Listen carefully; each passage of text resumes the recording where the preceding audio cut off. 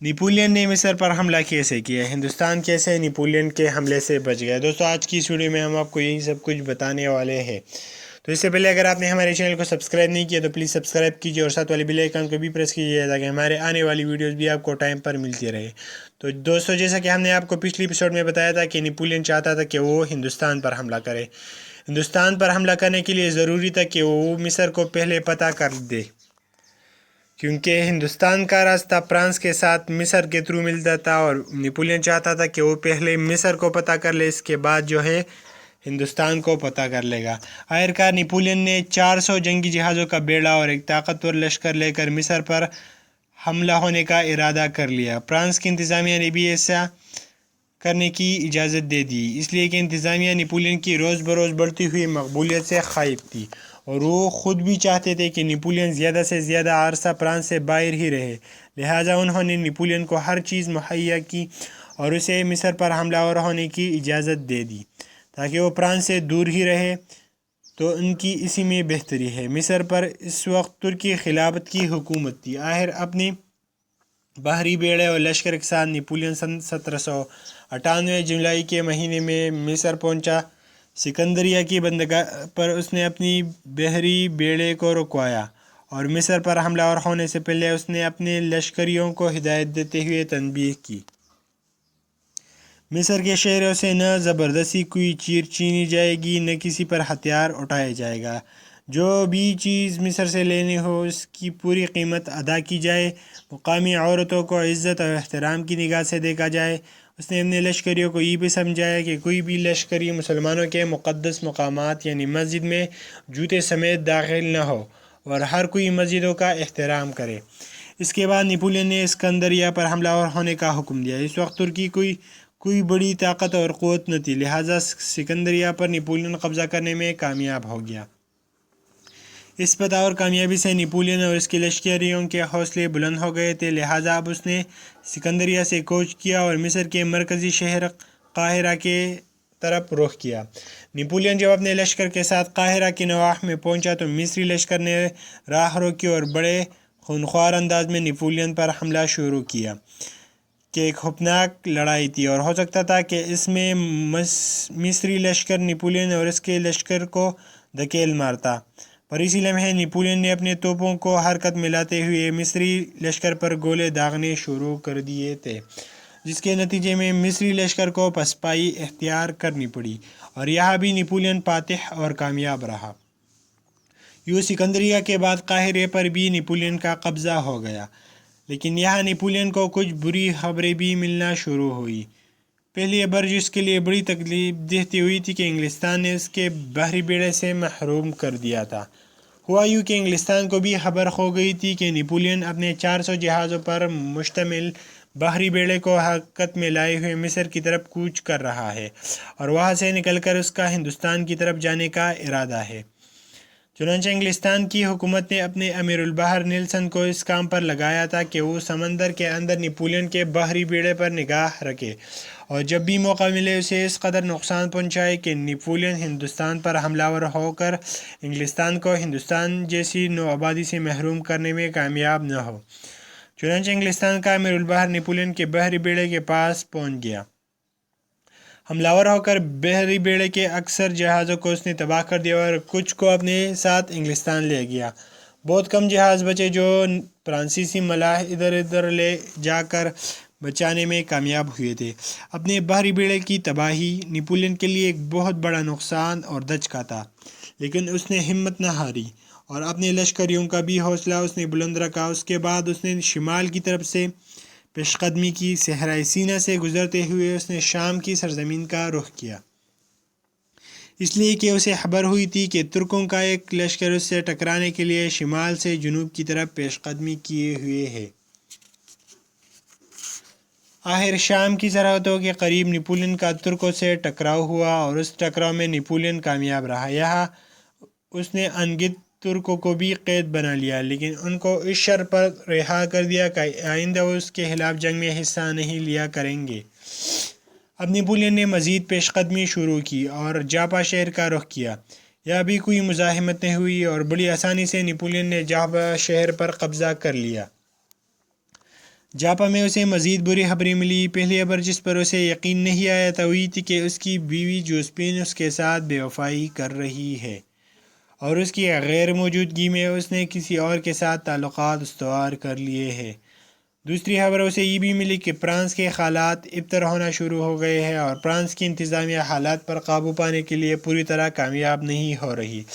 جاپا شہر پر قبضہ کرنے کے بعد نیپولین اپنے لشکر کے ساتھ مزید خوشحالی کی طرف پیش قدمی کرنا چاہتا تھا اور مصیبت کا شکار ہو گیا، اس لیے کہ ان علاقوں میں طاعون پھیل گیا اور نیپولین کے لشکری بھی طاعون سے متاثر ہوئے۔ طاعون کے اسی آشوب کے دوران فرانس نے اسے مزید بری خبریں ملی اور خبر والوں نے اسے بتایا کہ فرانس کے انتظامیہ بری طرح ناکام ہو چکی ہے۔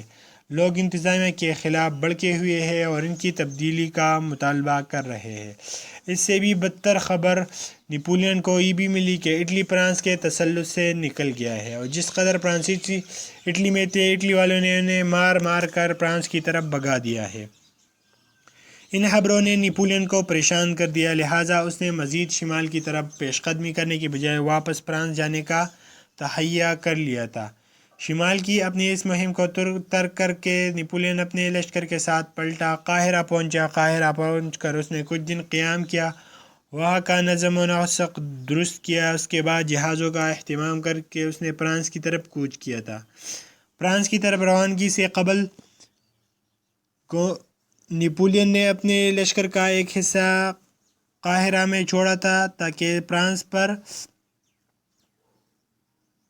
تاکہ مصر پر فرانس کا قبضہ برقرار رہے، لیکن یہ قبضہ 3 سال سے زیادہ قائم نہ رکھ سکا اور ترکوں نے فرانسیسیوں پر حملہ ہو کر انہوں نے مصر سے فرانسیسیوں کو نکال کر باہر کیا اور مصر میں اپنی خلافت کو بحال کر دیا۔ فرانس کی طرف روانہ ہوتے وقت نیپولین فکرمند اور پریشان تھا، اس لیے کہ وہ گمان کر رہا تھا کہ فرانس کے لوگ نیلسن کے ہاتھوں فرانس کے بحری بیڑے کی تباہی پر اسے ناخوشی کا اظہار کریں گے، لیکن ایسا نہ ہوا۔ جبکہ وہ فرانس پہنچا تو بڑے پرتپاک اور والہانہ انداز میں فرانس کے لوگوں نے اس کا استقبال کیا۔ نیپولین کو کیونکہ اپنی بیوی جوزفین کی بدچلنی کی خبریں مصر میں قیام کے دوران کے علاوہ شمال کی بڑھتی ہوئی ملتی رہی تھی، لہٰذا اس نے اس کی بدچلنی کی وجہ سے اسے طلاق دینے کا ارادہ کر لیا، لیکن بھائی اور دوسرے عزیز و اقارب کے کہنے پر اس نے جوزفین کو طلاق نہ دی اور پہلے کی طرح اس کے ساتھ زندگی بسر کرنے لگا۔ اس کی 2 وجوہات تھیں۔